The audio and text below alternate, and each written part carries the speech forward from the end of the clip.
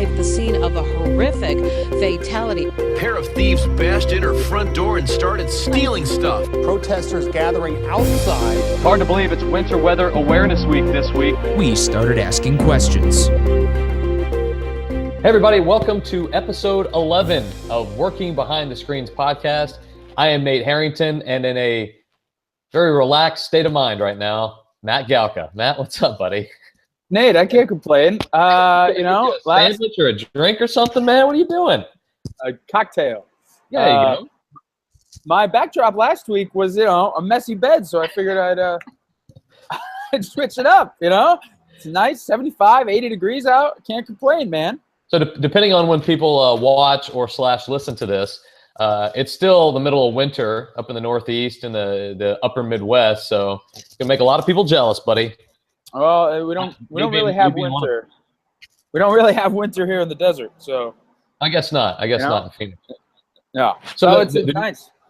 Yeah, the new job going well for you? Yeah, man. It's crazy. I've been here for 2 weeks now, so still I think I got my footing and back to the run and gun pace of local news every day. It's great. The run and gun. Yeah, run and gun. Me and the old ball coach. There you go. Want to remind everybody that you can find Working Behind the Screens on iTunes. We're all over iTunes. We've got our own website, behindthescreenspodcast.com. We're on social media, on Twitter, WBTS Pod on Twitter. Also on Facebook, you can find us, the Working Behind the Screens podcast as well. We'll post updates to what we're working on, when you can expect the podcast to drop, and all sorts of things. And leave us comments, how you like the show, or ideas for shows coming up in the future. We love to hear those from the viewers. So episode 11, we're going to keep on trucking along. And every day we get a new view, a new like, something else happens. So we're steadily growing this thing, Matt. Sure, yeah. I mean, if people, they want to, what do you want to know about? What do you want to know about behind the screens? What do you want to know about? What's it like to do this, or why do you do this, or anything like that? We'd love to talk about it. We're a wealth of knowledge, Nate. I think we are. We've got a combined 18, 17 years in the business. I mean, who could argue with that? Yeah. So today we're going to talk about some interesting local news. We're also going to talk about an interesting shift, at least in a few places, on how local news is done. There is a new company. I guess they're not new. They've been around for a while, but they're starting the Buzzfeed of local news conglomerate. They've got a couple of stations now. They just acquired another one. So we're going to talk a little bit about what could happen the next few years with how local news is presented, on what formats, and where we could all be headed with all this. So we'll talk about that in a little bit. First, we want to talk about some of the more silly local news from around the country. This comes to us from Conway, Arkansas. The University of Central Arkansas student was pulled over, and this went viral. He was pulled over for a broken tail light. He hit a curb. So police pulled him over, thought he might be driving a little intoxicated, but he did something very unique in a way to prove his sobriety. Did he do the whole that gimmick? No. ABCs backwards? ABCs backwards? Nope. He did not have to walk a line. He started to juggle. I love it. This is one of my favorite videos. Not of the week, but I love this video. And actually, it looks like a setup almost. Because you see this dash cam video, this police video from the cruiser, and they're doing the whole thing. They come to the passenger side, they come to the driver's side. There's two cops. He gets out. He's got bowling pins, and then just starts juggling them like a pro. And I thought it was fantastic. To have that, I don't know, but I guess that proves he wasn't drunk. I would imagine you can't do that drunk, but just to be able to do that on command like that was awesome. And he's flipping him behind his back. It was so cool. So obviously this guy, he juggles regularly. Right out of town. He wouldn't have these bowling pins in his back seat or trunk or wherever he had them if this was just a side gig for him. So this guy, he might even come from a juggling gig. How do you get a juggling gig, by the way? Do you go to the dive bar and say, hey, I'm going to bring the customers, I'm going to put the butts in the seats tonight, I'm going to start juggling. I'm going to juggle for 30 minutes or whatever it is. But there's juggling schools, man. There's of juggling. Course there is. be a clown and all that kind of stuff. Like, Yeah. it's good work if you could find it, Nate. Good work if you can get it. The only thing I'm a little bit disappointed in was he didn't set him on fire. That would have really stuck it to me and proved that he was not intoxicated. But And I don't know if you saw this. The cops at the end are clapping. giving him an ovation, man. One of the cops had a cell phone recording him, so good on him. Good on him. I didn't read about if he was cited for anything else. I mean, he was swerving and hit a curb, so he was probably texting. So I guess the juggling just forgives all sins. Maybe he was juggling while driving. That was a bad. We could move on from that. It was bad. Okay, yeah, thanks. All right. Also, talking about social media and things going viral, I don't know what was going through this Connecticut mom's head when she live streamed her son driving on the road, and not just. I guess that's what you get with working outside, man. Yeah. Sorry, it's a truck. All right, we live in a city. Yeah, no kidding. 10-year-old boy behind the wheel of a car. This mom is live streaming it on Facebook in Connecticut. Now, you're from Connecticut. What is the legal driving age in Connecticut? I think 16. I think you get your learner permit and then your license at 16. Last time I checked. Okay. And evidently the way that the mom tried to rationalize this was that the kid for the last couple of years has been racing motocross, dirt bikes. Two wheels, not wheels. four. Not a 2-ton car. No. And I guess my mom personally said she started driving around town at the age of 9 or 10 with her dad, like in his lap driving. Okay, not hitting the pedals, not doing anything like that. Evidently, this kid was tall enough to reach the pedals, and he was driving his own. I guess my bigger overriding question is what's the limit? What's the line between funny and dumb to live stream on Facebook? This one has to go into the dumb category. Absolutely. And my favorite part of this is she was arrested this week, right? Authorities say they got several complaints from the live streaming on Facebook video back in December, and the investigation has been ongoing. What's the investigation? Case closed, guys. I think we cracked it. She's Facebook live streaming her 10-year-old driving down the street. I think we got pretty good evidence on this one. From her own account, this was not some, this was on her own account, live streaming her son. She was hacked. She was hacked. That's what we're gonna hear. She was hacked. She's gonna use the hacking defense. I was hacked. My son was hacked. She was charged with possible endangerment of a child. It was impairing morals of a minor. Yes, impairing morals of a. I didn't see that one. Yeah, impairing morals of a minor. She's got to be in Superior Court this week. I don't know. This is dumb. I don't know what people. Somebody put it great to me the other day. When you get behind a keyboard, you think you have anonymity and you do stupid things. And this is a stupid thing. So how can you think you have anonymity? Oh, with your Facebook profile, with your name and all your information on it, with friends' pictures, where you work. He probably said his name, her name, like. Oh, yeah. She's giving him tips. She's giving him tips while he's driving. I don't know, man. I'm shocked this wasn't from Florida, and I'm disappointed it was from my home state. Well, it's about time something like this comes from Connecticut, not Florida. Yeah. There was plenty of Florida news I skipped over today, actually. Oh yeah. I mean, it was ridiculous, but it's not like earth-shattering from Florida. It's like run-of-the-mill stuff. So yeah, we're just a regular day in Florida. Yeah, crocodile and swimming pools and the like. So our last one actually comes from sort of your neck of the woods too, up in the Northeast. A brand new Rhode Island state representative, newly elected, just got into office, says that there is, quote unquote, insane amounts of drinking going on at in the state house in Rhode Island. She says there is liquor or filing cabinets filled with booze in the offices of these state representatives. Said it's a booze fest, Nate. A booze. It's an absolute booze fest.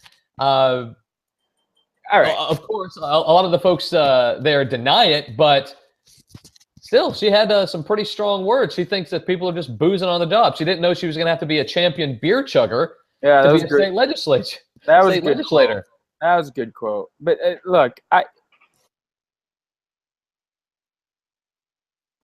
she's talking about how there are toasts on the floor and people are giving alcohol in the filing cabinet. This is a delicate subject, I guess. I don't want to get anybody in trouble or myself in trouble, but hey, we're just stating the facts, man. Yeah, we're stating the facts as they were reported. Covering state politics for the past 3 years, I wouldn't say it was a booze fest, but people have seen there's liquor in offices. I do know that. Sure. The last day of legislative session's a big party. Yeah. But I think she might have. I think she might have gotten caught up in the moment. Yeah. She's kind of trying to appeal to her constituency, and that she's the pure one in this state house full of impure people who are just boozing and making laws. I mean, she had strong words. I don't know. I think she got caught up in the moment. A boozed fest. I don't know. Her name is Maura Walsh, and a little bit of background on Miss Walsh. So obviously you can have another job. You don't just have to be a state legislator. She got fired from her job as a waitress back in February. Evidently, she was having heated political arguments with customers during her shift. She would even sit in the booth with them and converse about politics. She got fired for that. Now, there's also another part of this story is that some of the lawmakers that, when confronted about the allegations, said, well, not so much now, but 20 years ago, holy cow, this was an actual booze fest. So it's gone down a lot since then. And you could really say that about the TV industry too. Back in the late 80s, early 90s, there was some drinking going on at the TV stations. Anchorman's a parody, but it's based on pretty darn close. It comes some stories about back in the day. And I will say this about state legislatures, more so state houses and our federal, Congress. It is like a fraternity. It really is. And there's a lot of members who treat it as such. With the brotherhood and the sisterhood aspect and all that. And look, I'm not shocked that lawmakers might be drinking. I am not, but a booze, I just can't wrap my head around that. I can't wrap my head around guys and women drinking during the day and then going on the House floor and making slurred speeches or anything like that. So, champion beer chugger, I would like to see that as a qualifier for being elected, though. How fast do you chug a beer? Can we get a special House committee going? The 5 supreme beer chuggers. They get to make legislative calls on stuff like this little minor thing. Yeah, security. No, security. Yeah, security. Yeah. Homeland security stuff like that. I love it. This is good luck to her, and I wonder. Endeavors. Yeah, good luck to her in her future endeavors. I wonder if waitressing really helped get her elected. I don't know. Got her name out there. I know. Person of the people, maybe. Evidently, she won in a landslide against an incumbent. So I don't know. I don't know what happened. Wow. But she's a firebrand. She's not afraid to speak her mind, Matt. He must have not been a champion beer chugger. No, I guess not. All right, Nate. So Let's get to it. If you got a cool story, kind of like these from your hometown, we'd love to hear them, and we'll talk about them on the podcast, make fun of them a little bit, and I think we adequately made fun of most of this stuff. So stupid things happen around the country. This is what you gotta make fun of them. Gotta call them out. Call them out on the ridiculousness. All right, so let's talk about our main story for for today, kind of the future of local news. And this idea and this story came from the Poynter Institute. And basically, we'll kind of break it down like this. A company called Spirited Media is in the business of hyper-local news, but on the digital end. There's no TV, there's no print, it's all digital, it's all online. They've already got a couple of places, Billy Penn in Philadelphia and the Incline in Pittsburgh are two of the ones that are already set up. Now they are merging with the Denverite in Colorado. So this is their third totally digital local news platform. And the Poynter Institute called it the Buzzfeed of local news. Now, we've been in the local news industry. I've been in the local news industry for the last 10 years. It's definitely changed leaps and bounds since 2006.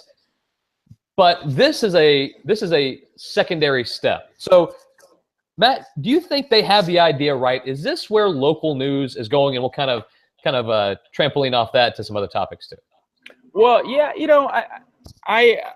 were talking when we were talking about this topic. When salespeople and marketing people and advertising people, they always say, "Oh, we got to get the millennials. They got to get the millennials." And they throw around the millennials word, millennials don't watch TV, millennials don't do this, millennials are going to do that. And then they throw around places like BuzzFeed and all this. I don't know if – I know BuzzFeed is very popular, and I look at BuzzFeed and you look at BuzzFeed, and they've ramped up their news division. I don't know if they're on par with – their fake news division? Yeah, I don't know if they're on par with the legacy. I don't think they are, but yet they're trying to get there. But they talk about digital first, and they throw on these buzzwords like they're this big secret, and like the millennials are this big enigma that they need to crack. My first thought here is people read BuzzFeed. It started off as a bunch of GIFs and listicles and all this stuff, and now there's serious news and people do. But my thought is it BuzzFeed or is it the content that they're covering? Like, are people going to go to BuzzFeed for the city commission meeting? Are people going to go to BuzzFeed for the water and sewer plant? That's my first question. Is it BuzzFeed or is it the content they're covering that people are interested in?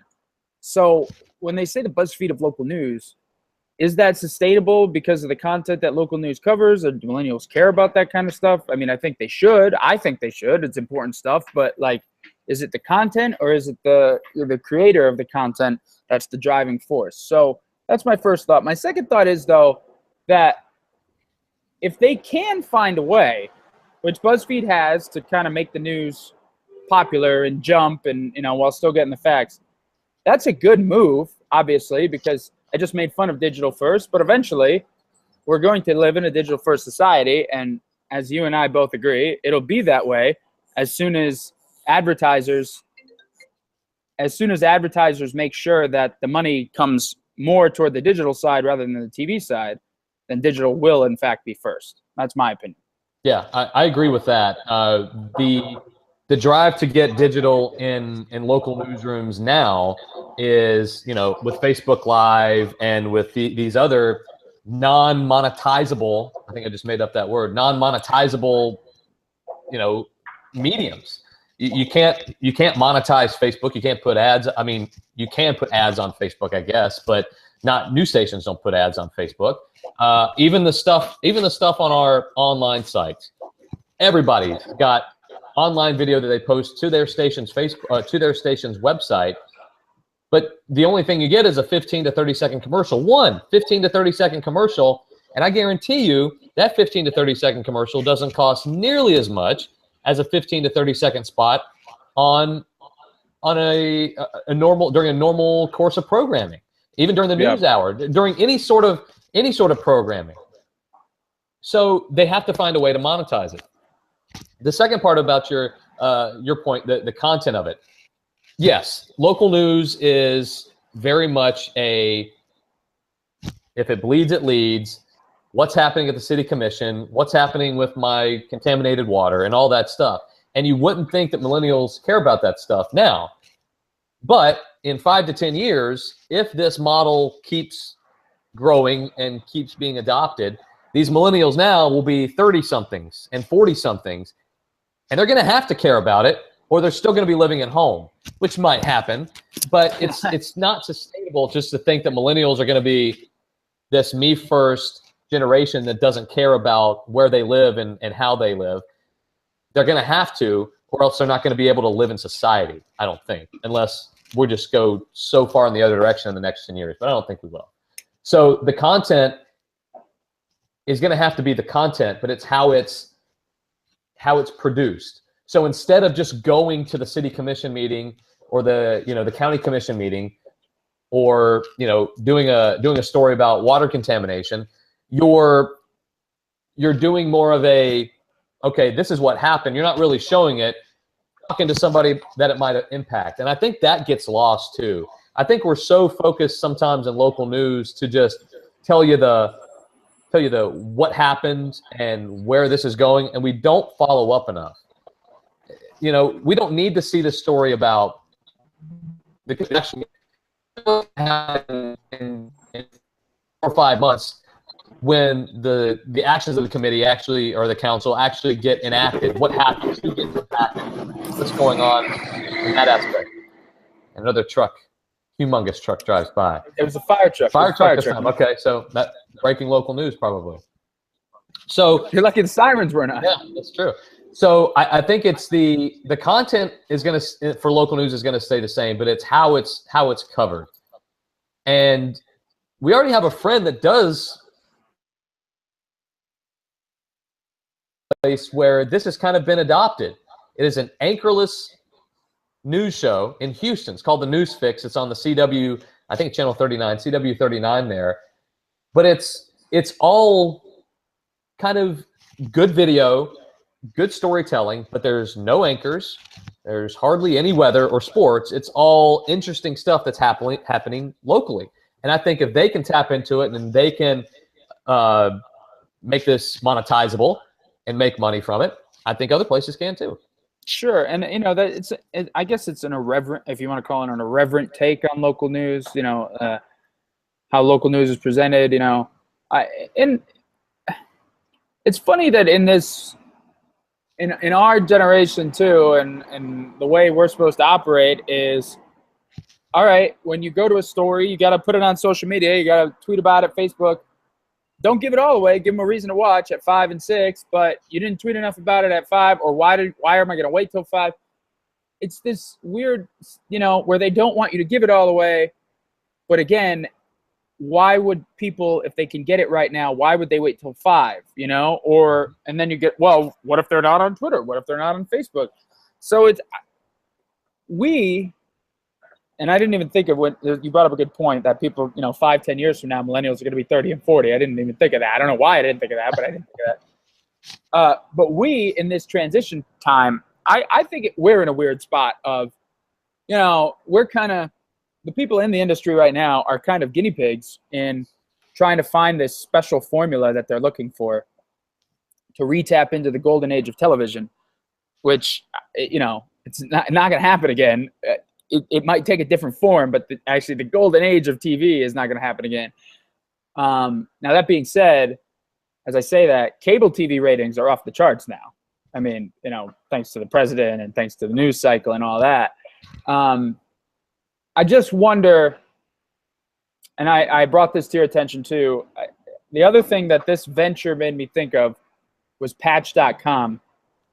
And I asked you if you had heard of it, and you said no, but that also means you looked it up. They don't have one in Birmingham. But Patch.com was a venture, I believe, funded by AOL Time Warner or bought by AOL Time Warner, where they wanted to create hyper-local online news. And my small hometown in Connecticut has one. And they have one, across the country. You saw it in Maryland and Michigan and, like I said, Connecticut. And hyper-local, basically you're, like in Connecticut, we had the Record Journal, which is our local paper, covered 3 towns, basically an online local paper. But, it's still alive today, but I wouldn't say it didn't reinvent the wheel. It didn't break the mold, I don't know if it's profitable. So that was their wading into the whole hyper-local online digital venture. And I don't know, has anything changed? People are still looking for answers, Well, and part of the deal, you talked about it, your local newspaper covers 3 towns. Are they online? Yeah, they're online. Well, there you go. They're not digital. They're not digital only, but they are digital. And Yeah. I think if the people that trust a local paper, even the folks that aren't millennials, even the 40, 50, 60-year-olds, they're getting online now too, and that's how they're consuming news. They're consuming news from online newspapers that publish the same content, but they deliver it in a different way. You can get it, instead of reading it on, having it on your doorstep at 5 o'clock in the morning, they just, roll over in bed and pop it up on their phone or get an alert, and that's how they read their local news. So the newspapers have already adopted this hyper-local digital focus, but it's not a digital only. And that's the term that gets me. How can it be just a digital only platform if you've got so many other, you do have so many other media? How do you get, you have so much saturation in the digital only realm, just like in cable TV? How do you get people to watch cable news and the infighting and coming up with a different show and trying to put a different spin on things? That's how the cable news operates now. But to get eyeballs on your product, how do you make it different? How do you cut through the clutter and cut through the stuff that's out there? How do you cut through the crappy podcast that's only been on for 11 episodes to get to a really good one? Yeah. How do you cut through all the noise to find eyeballs? I don't know how you do that. And I would argue, and I don't know if people, I don't know if people are going to agree, but I would argue that people say news is dying and blah, blah, blah, only because advertising money goes away. Not that the news itself is dying, and not that people don't read it, but I would argue that advertisements themselves are what people want to cut through. They don't want to watch ads. Like, I know when a 15-second ad starts before a video, I don't want to watch it. And so the advertisement, which powers the whole machine here, is what people want to get rid of and cut through and just get to the content.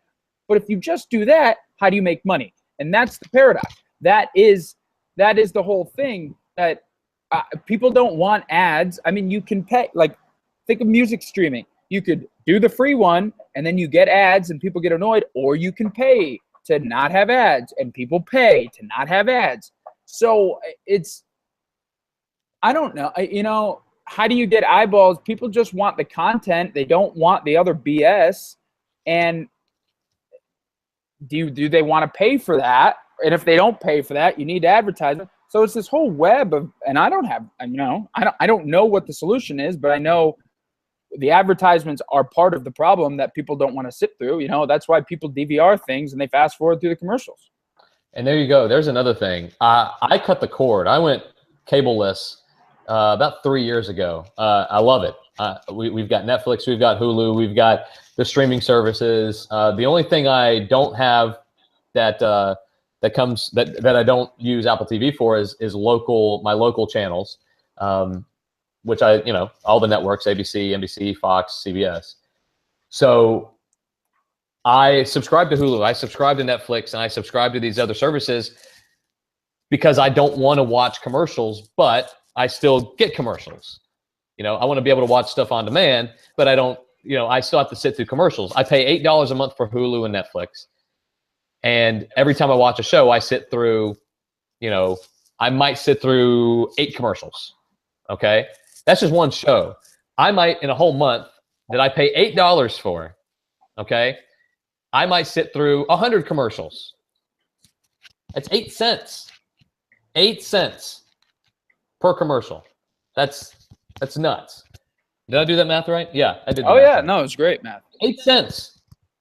So based on what you could get on network television, an advertiser might pay $1,000 for a 30-second spot in a really popular TV show, or you can go on Hulu and watch 10 commercials during a show and only pay you personally, 50 cents or something like that. Yeah, 50 cents on the dollar, yeah. Volume. There has to be volume. And I don't think we're at the point yet where you can roll out all of these Buzzfeed type local stations or local, whatever, only digital, and have the volume to advertise and be viable. I don't know. I just don't. You can get all the investment you want, but the investors, and that's what the article in Pointer said, you can have, multi-million-dollar investors, but investors want return on their investment. And if they don't get it, they're not going to invest anymore. And then your revenue stream or your money stream dries up. You can't just keep bringing money in. You got to be able to send money out to the people that invest in you, and they're going to want that. And I just don't see how it can happen. And then, I guess to just kind of wrap this all up, in 5 or 10 years, when millennials, maybe they move into houses, buy their own houses, get married, have kids, maybe the formula switches back to TV. You know what I mean? Like, are they just going to be watching on their phones all day when you're a husband or a wife or a mother or a father and you're just glued to your phone and all the kids are glued to their phones? Like, I don't know. We don't know, that yet. I mean, what? The millennial generation is what? The early 80s? So like the oldest millennials right now are what? 35, 34? Yeah. Basically me. I don't count myself as a millennial because I don't act like a millennial. Yeah. But yeah, it's basically me and you. We're millennials. So when the people in their 20s get into their 30s and they change their lifestyle, does the whole thing, do you start over again? I think, like I said, this is a weird guinea pig type time where technology is advancing so fast and everybody else is trying to keep up, but then it's going to change again or it could revert back. So, who knows? I think the absolute positive thing I will say is that this BuzzFeed of local news has gotten a 7-figure investment, and anybody investing in local news, in my opinion, is a good thing. So yeah, 100%. That's great. 100%. Yeah, I totally agree. The fact that people actually still think it's a viable, it's viable content is good news. And these are bigger cities. I mean, Philadelphia, Pittsburgh, Denver. These are big cities. You're not going to see it in Scranton, but you're gonna see it in the big cities, and it might take a few more signing on to make this thing catch fire. But we'll see. We'll keep following, and this should be an interesting next few years to see how local news changes. And with all of the mergers, my company just went through one. And this might be another talker for next week, is with the merger and the merging of all these stations under one umbrella, we get content from all over the country, and we're kind of urged to use this content. We share this stuff with everybody. When I went and did, I revert back to my stories about covering Hurricane Matthew, but when I did that, we were doing live shots for people out in San Francisco and all over the place. So they want the content, but it's not local. It's not local at all. So. Or when we talked Super Bowl and you had, and our guest was doing live shots for 30 different stations or whatever she was doing. Same deal. So, it's. The Super Bowl is a little bit more, Right. Yeah, but what I mean is, you're trying, when you're under that umbrella and you have the resources, or you get more resources, hopefully, use them. And, hopefully, the hope is that it leads to a better product. Yeah. But it's not what we consider, I guess, local news. But we can talk about that next week and just kind of rehash this discussion, because it's we could talk about this for forever, but don't want to keep everyone too long. So we'll go ahead and wrap it up. Matt, any final thoughts from Phoenix? Did you get your Mai Tai delivered that I sent to you? No, I gotta go to work later, so it's good. If you're not watching the video part of this, Matt's sitting on his balcony. The sky is this beautiful shade of Bob Ross blue. Not a cloud in the sky. Not a happy cloud in the sky. Just loving life. So, we're up to, buddy, I'll tell you right now, we're up to 74. We're up to 74 life. degrees right now. Sun kind of, to my, what is this? My 11 o'clock. So we are, Rough life, man. we're doing great. It's far cry from Tallahassee. Not bad. All right, buddy. Well, we'll wrap it up. This week's episode of Working Behind the Screens. We will see you guys next week. Take care.